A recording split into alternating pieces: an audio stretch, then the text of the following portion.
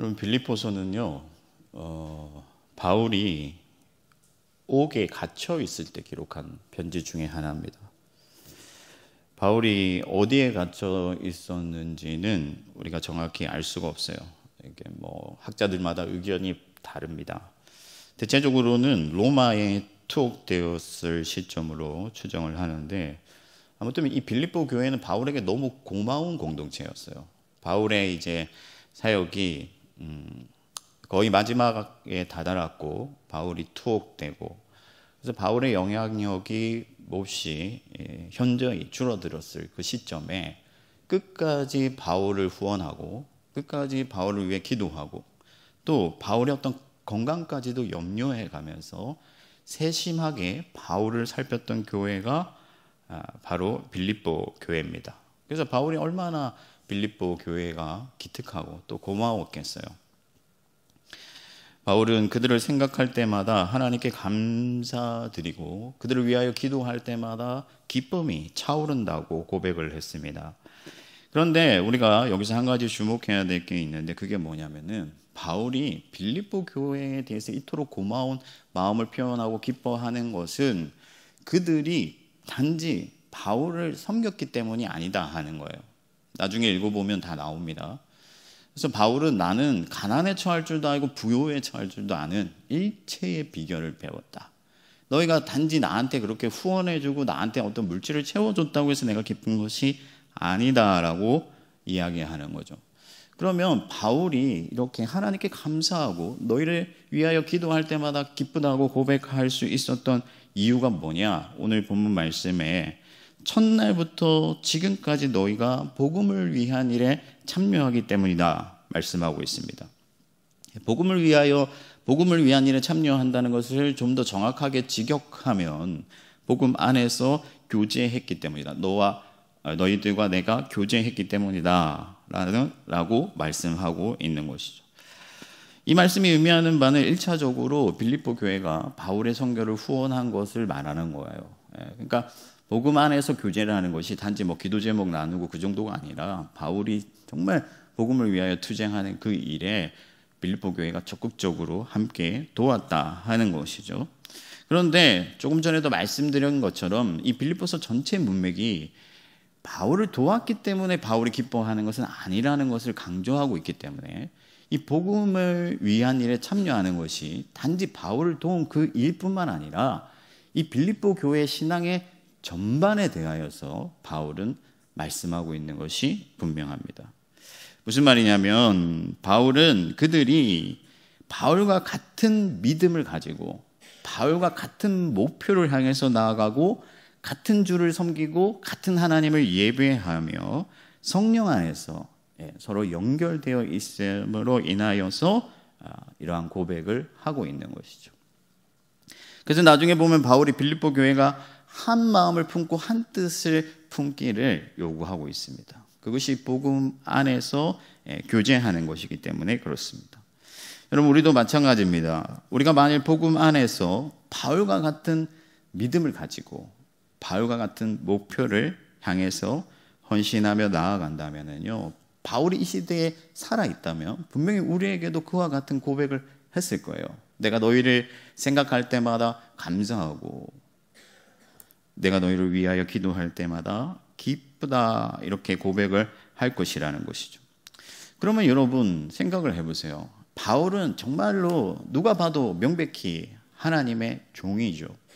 그러나 바울이 생각할 때마다 감사가 넘치고 하나님께 기도할 때마다 기쁨이 차오르는 교회라고 한다면은 바울에게만 그런 교회였을까? 그렇지 않다는 거예요.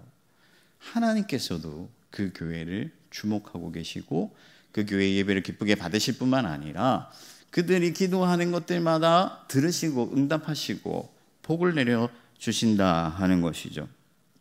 그래서 우리가 이 복음을 위한 일에 참여한다면, 우리도 기꺼이 그 일에 참여한다면은 하나님께서는 우리에게도 함께 하시고 우리의 예배를 기쁘게 받아주시고 우리에게 복을 내려 주실 줄 믿습니다. 그래서 여러분, 우리가 복음을 위해 참여하는 이 일이 과연 어떤 일들인가 하는 것을 보다 구체적으로 좀 살펴봐야 돼요. 그래서 가장 먼저 이 복음을 위한 일에 참여하는 것은 먼저는 복음을 믿는 것이다 하는 거예요.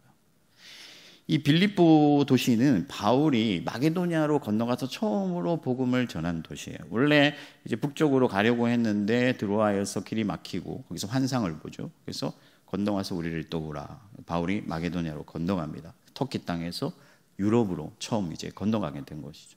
거기서 첫 도시가 이제 빌립보인데, 여러분 빌립보에서 바울의 사역이 그렇게 순탄하지 않았어요. 원래 바울은 회당을 중심으로 유대인들을 찾아서 복음을 전했습니다. 왜냐하면 유대인들과 그 유대교회에 입문해 있는 헬라인들은 복음에 대한 기본적인 어떤 이해가 있기 때문에 바울이 복음이 전하기 쉬웠어요. 근데 빌립보에서는 회당을 찾지 못했습니다. 유대인들이 별로 없었다는 거죠. 그리고 바울을 어떤 이렇게 모함하는 자들에 의해서 바울이 매를 맞고, 죄도 없이 매를 맞고 옥에 갇히기까지 했습니다. 그러나 그런 역경에도 불구하고 바울이 힘써 복음을 전했을 때 빌립보의 어떤 사람들은 분명히 이 복음을 받아들였다 하는 것이요, 믿었다 하는 것입니다. 수용했다 하는 거죠. 심지어 바울을 지키던 간수조차도 바울의 복음을 듣고 예수를 믿었어요. 예수를 믿었다는 것이 무엇입니까? 복음을 믿었다는 것이 무엇입니까? 복음을 들었고 그 복음을 진리로 인정하고 그 복음을 자기의 인격과 삶에 적용했다 하는 거죠. 그래서 자신의 삶을 변화시키고 거듭나고 하나님을 온전히 예배하는 삶을 살았다 하는 것입니다.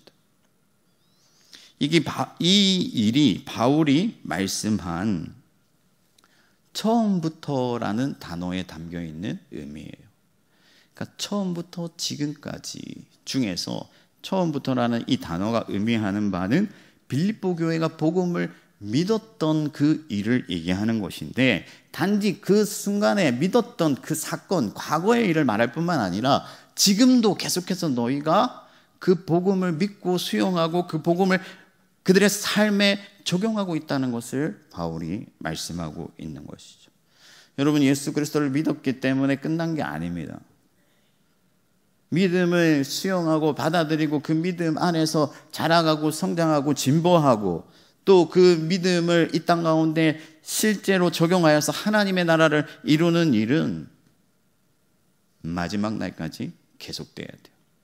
그래서 여러분들이 이 밤에 이 자리에 너무 잘 나오셨어요.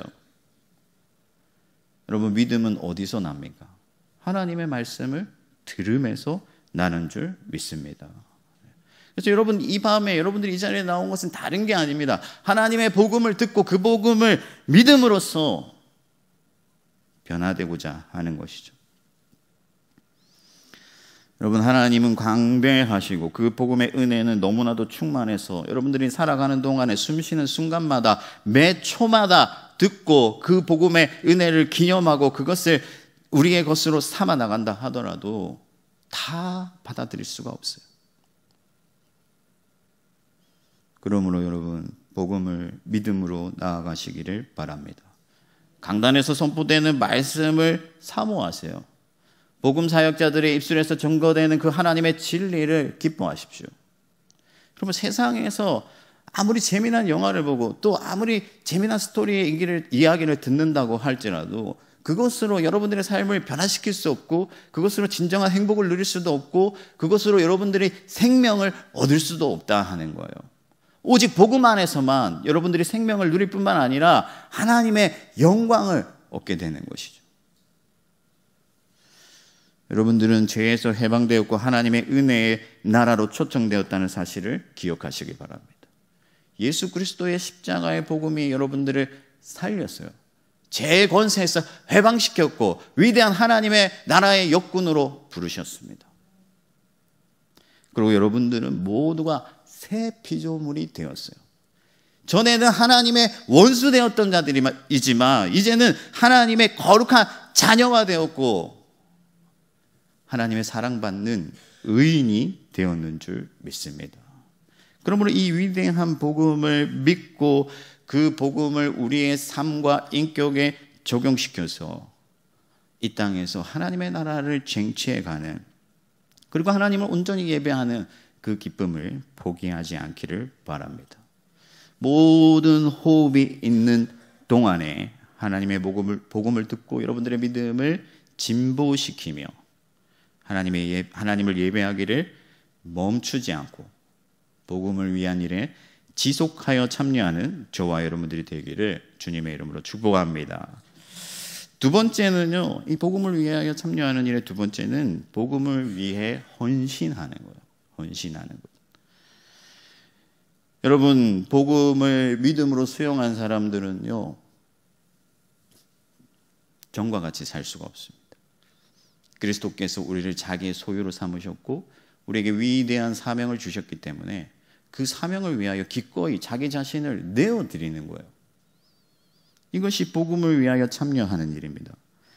여러분들을 하나님께서 교회를 섬기는 일과 복음을 전하는 일과 복음 사역자를 후원하는 모든 일들을 포함하여 하나님의 나라의 역사를 위한 일꾼으로 부르셨다는 것을 믿으시기 바랍니다. 우리 모두가 일꾼이에요. 한 사람도 예외가 없습니다.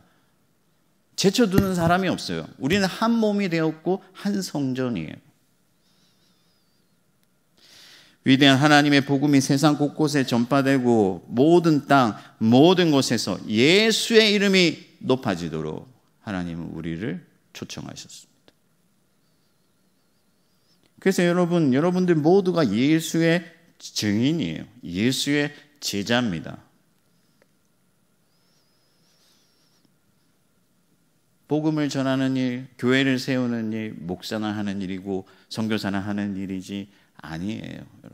각기 자기의 자리와 역할이 다를 뿐이지 하나님은 우리 모두를 통하여서 하나님의 위대한 뜻을 이루시는 것을 믿으셔야 돼요.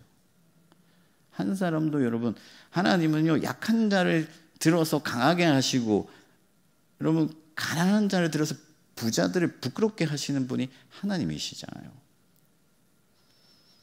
우리가 어떠한 모습에 어떤 형편을 살아가든지 하나님은 여러분들을 위대한 하나님의 종으로 부르시고 하나님의 일꾼으로 부르셔서 주님의 그 영광스러운 교회를 복되게 하시고 그 교회를 통하여서 하나님의 나라를 이 땅에 건설하시는 그 일을 행하신다 하는 것이죠. 물론 이 일은 여러분 수고를 요구합니다. 절제를 요구합니다. 희생을 요구해요. 그냥 되는 게 아니에요. 결코 쉬운 일이 아닙니다. 세상 사람들은 여러분들을 미련하다고 할지도 모릅니다. 그러나 분명한 것은 이 일에 동참한 모든 사람들에게 하나님의 나라의 상급이 있다 하는 거예요. 분명한 보상이 있다 하는 것이죠. 예수님께서는 물 한 그릇 떠준 것도 결단코 상을 잃지 아니하리라 말씀하셨어요. 얼마나 위대한 말씀입니까? 여러분들 이 말씀에 여러분들의 가슴이 뛰게 되기를 축복합니다. 물 한 그릇 떠준 것도 하나님의 그 크신 영광을 부여하시겠다 하는 거예요. 여러분 바울이 빌립보 교회를 위해서 기도할 때마다 왜 기쁨이 차오를까요?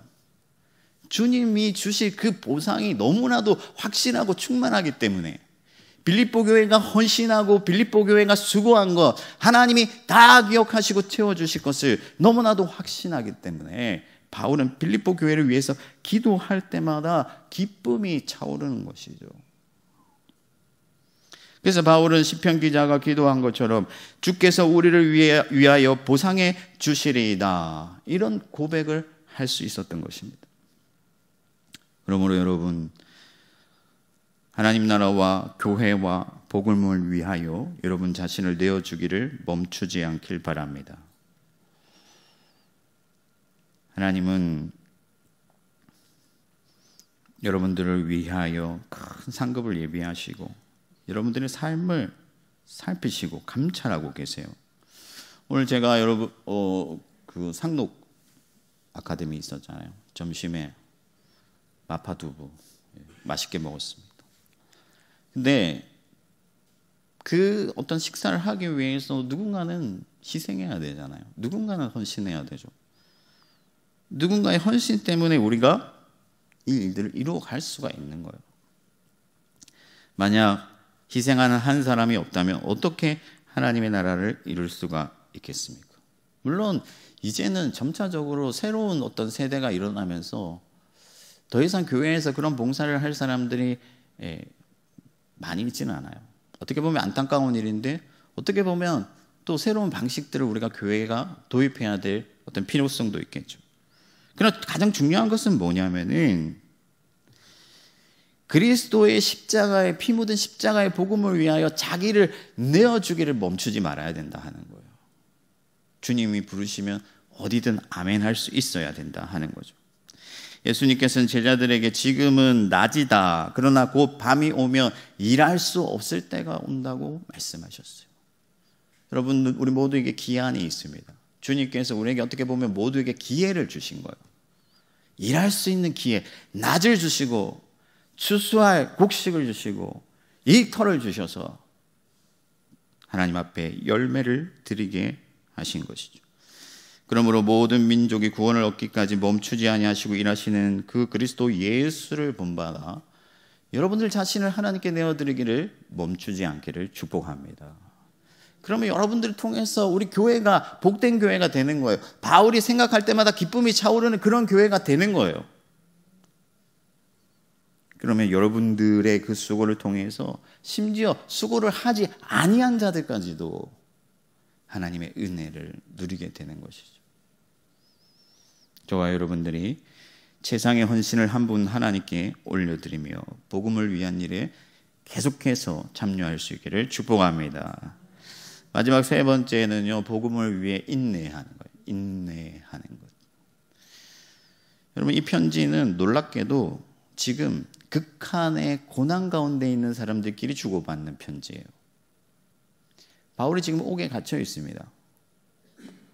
뭐 옥에 갇혀 있는데 그게 뭐 호텔급이겠어요? 먹을 것도 없고 춥고 고달프고. 그러면 빌립보 교회는 형편이 나았을까? 아니에요. 이 편지가 기록된 시점은 교회를 향한 박해가 본격화되던 시점입니다. 그리고 바울은 사실 생사를 모르는 그런 어떤 순간에 직면해 있어요. 우리가 읽지는 않았지만 20절에 보면은 바울이 내가 온전히 담대하여 살든지 죽든지 내 몸 안에서 그리스도 예수가 존귀하게 되기를 원한다. 그러니까 지금 바울은 죽을 수도 있고 살 수도 있고 내일 일을 장담할 수 없는 그런 위기 가운데 있다 하는 거예요. 그러나 놀랍게도 하나님 나라의 위대한 일은 이토록 고난받는 자들, 약한 자들을 통해서 이루어진다 하는 것입니다. 여러분, 하나님의 나라의 역사는 가난한 사람들과 질병으로 고통당하는 사람들과 열악한 환경에서 늘 자신의 삶의 무게에 시달리는 사람들을 통해서 일어난다는 사실을 믿으시기 바랍니다. 정말 그래요. 여러분, 하나님은 그런 사람들을 자기 그릇으로 택하신 거예요.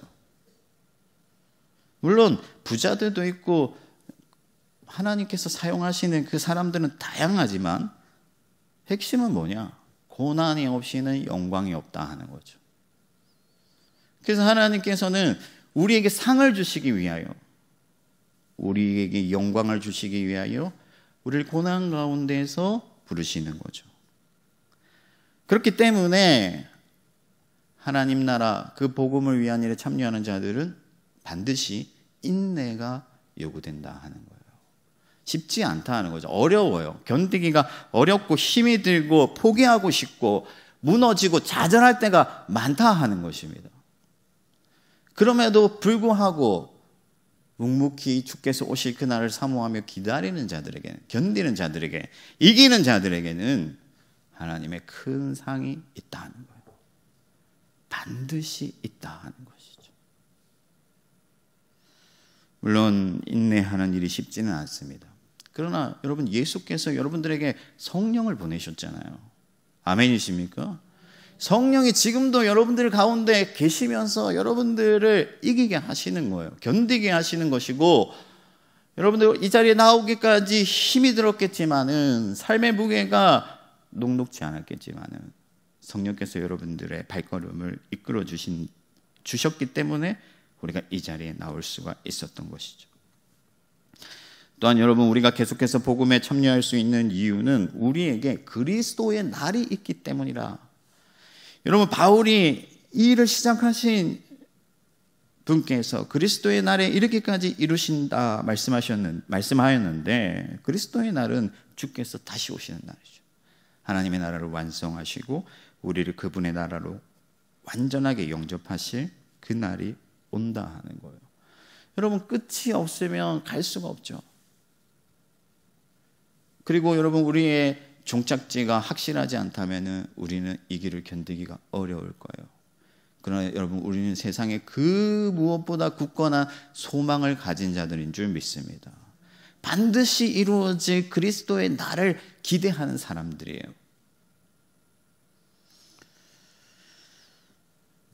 여러분, 기다리고 소망하고 견디고 이기면 주님의 얼굴을 보게 될 것입니다. 꿈에도 그리운 주님을 생각하시며 담대히 이기어 나가시기를 바랍니다. 복음을 위한 길에 좋은 일만 있을 수가 없어요. 제가 예전에 시골에서 사역할 때요, 시골집이다, 오래된 시골집이다 보니까 물을 트면은 녹물만 나와요. 그때 우리 둘째가 태어난 지 얼마 안 됐을 때인데 아이를 씻겨야 되잖아요. 그럼 이제 욕조에다가 이제 물을 받죠. 그러면 이제 누런 녹물이 나오는데 하루 정도 지나면 이제 녹은 가라앉고 위에 맑은 물이 남는데, 그 물을 떠가지고 끓여서 이제 아이를 씻기는데, 시골집이 벽돌로 지은 시골집이 춥잖아요, 겨울에. 그러니까 이제 교회에 가서 이제 열풍기를 이제 가져다가 화장실을 좀 이렇게 바람 나오는 열풍기 있죠, 좀 따뜻하게 해가지고. 근데 그것도 혹시 성도님들이 보면 전기세 나간다고 뭐라고 하실까봐 몰래 가서 가져와서 또 급하게 갖다 놓고,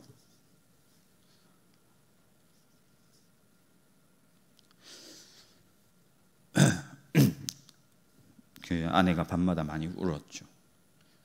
그럴 때마다 뭔가 그만해야 될까, 이런 자포하는 마음들도 생겨나는 것이 솔직한 인간의 심정이잖아요. 그런데 여러분, 멈출 수가 없는 거죠. 그리스도 예수의 날이 날로 다가오고 주님의 십자가가 너무나도 가슴에 선명하고 그리스도의 위대한 생명이 내 안에 있기 때문에 멈출 수가 없는 거예요. 잘 알지 못하지만 여러분들의 삶도 분명히 녹록지 않으리라 생각합니다. 그러나 여러분, 인내하십시오. 주님의 날이 날로 가깝습니다. 여러분, 말씀을 정리하겠습니다. 복음을 믿음으로 수용하고 복음을 위하여 헌신하며 끝까지 견디는 이 일련의 과정들이 너무나도 귀하고 복되기 때문에 바울은 너희 안에서 착한 일을 시작하신 이가, 그러니까 이 일이 너무 선하고 귀하고 복된 일이라는 것을 착한 일이라는 말로 표현을 했어요. 우리 모두가 이 착한 일에 동참하고 있음을 믿습니다. 그러나 쉽지 않죠. 역경이 있어요. 고난이 있어요. 그러나 너무나도 감사한 것은 무엇입니까?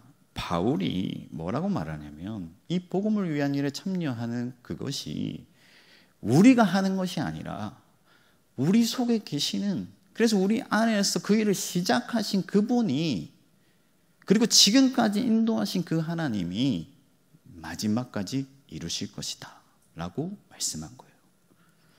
그것을 확신하고 있다. 나는 그것을 정말로 완벽하게 믿고 있다 라고 말씀하고 있는 거죠. 여러분들 안에서 그 선한 일을 시작하신 우리 주 예수 그리스도와 아버지 하나님과 성령께서 처음부터 마지막까지 그 일을 이루실 줄 믿습니다. 그래서 복음에 참여하는 일을 한마디로 요약한다면은 그리스도와의 동행이다. 예수 그리스도를 의지하고 그리스도의 말씀을 듣고 그리스도와 연합하고 그리스도를 사랑하고 그리스도를 쫓고 그리스도를 갈망하고 그리스도를 기대하고 그리스도 예수의 발자취를 따르는 것이 복음을 위한 일의 참여하는 것임을 믿습니다. 여러분, 가는 길이, 지나온 길이 쉽지 않았잖아요. 녹록지 않았죠. 어떤 분들은 지금 좀 안정된 삶을 살고 계실지 모르겠어요. 저도 제가 지금까지 사역하면서 제일 그래도 호사를 누린다고 생각해요. 그러나 여러분, 우리의 인생길이 다시 어려워질지 몰라요. 그럼에도 불구하고 분명한 것은 그리스도께서 마치실 것이라 하는 거죠. 우리를 포기하지 않으시고 그가 지으신 우리를 내어버리지 아니하시고 마침내 하나님의 나라에 들어가게 하시고 예수 그리스도의 얼굴을 보게 하실 줄 믿습니다. 그날까지 담대히 복음의 일을 이루시는 저와 여러분들이 되기를 주님의 이름으로 축원합니다.